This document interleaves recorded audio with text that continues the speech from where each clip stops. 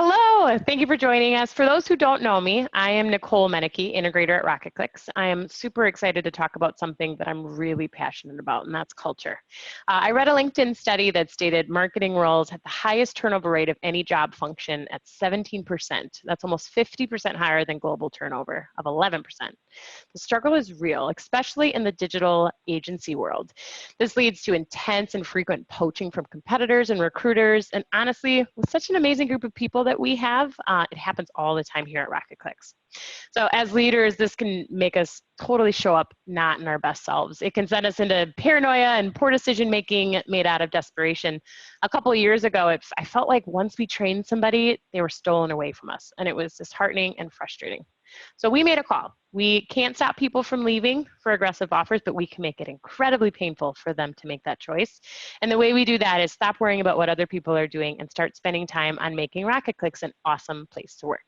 So we started to focus on culture, and in the beginning it was super slow moving. When you try to force mandatory fun from the top down, it can really kind of deter participation and it can make it slow. But all of a sudden we started seeing a couple of individuals surface that were super passionate about culture and had this amazing gift of inspiring other people to get jazzed as well. And so one of those individuals is Paige Papineau. And Paige is a senior digital analyst, advertising analyst here at RocketClicks, and is also the leader of the RocketClicks Culture Committee. She has grown our culture committee from loosely assembled 3 or 4 people to a huge team, a team of 10 volunteers excited to bring RocketClicks culture to life every day. So I'm super excited to interview her and pick her brain on some of her wins and challenges and how they as a group have been flexing during times like this as we navigate the COVID-19 pandemic. So Paige, I am so grateful for all the hard work you've been putting into the last 8 weeks, but really the credit is due in the last 12 months. I mean, you have built an awesome team dedicated to maintaining culture. I know you mixed things up last year. Tell me a little bit more about the different approach you took as you head into 2020. All right, yeah, I'm really excited to be here. But yeah, so our approach kind of switched when looking into 2020. We decided this year we were going to create themes that inspired our activities, articles, and volunteer opportunities. We also, wanted to make sure it was still fun for everybody. So an example of this is for January, we did New Year, New Me, and this focused on balance and restarting your year goals. We found an article that spoke about keeping your goals on track, and then every Friday we paired it with brain puzzles. And then we also did a winter edition of Minute to Win It games that were played throughout the entire week, and that was really fun. We also love food at RocketClicks, so a fun way to get people excited is doing a potluck so that they get through that random Wednesday that they have no meetings and they're feeling those winter blues. That is so cool. It sounds like you guys put a ton of thought into that. That's such a thoughtful approach to it. So I bet all of a sudden March comes and you realize it's flipping the scripts on a lot of the plans you guys had in place. So tell me a little bit about how your team shifted gears and execution style, still trying to execute the original plans, but now having to do it virtual.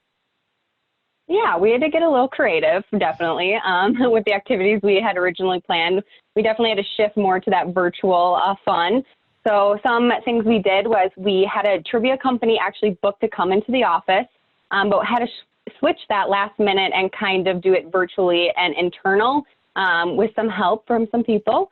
And then instead of doing our normal Cinco de Mayo potluck, where we do have people bring in like salsa and whatever, we're going to be sharing those recipes. And 2 people on our team are really excited to be doing that. And then our meetings are kind of focused around, generating those friendly culture ideas and sharing feedback from all the different perspectives, what's working from the committee and also the greater team.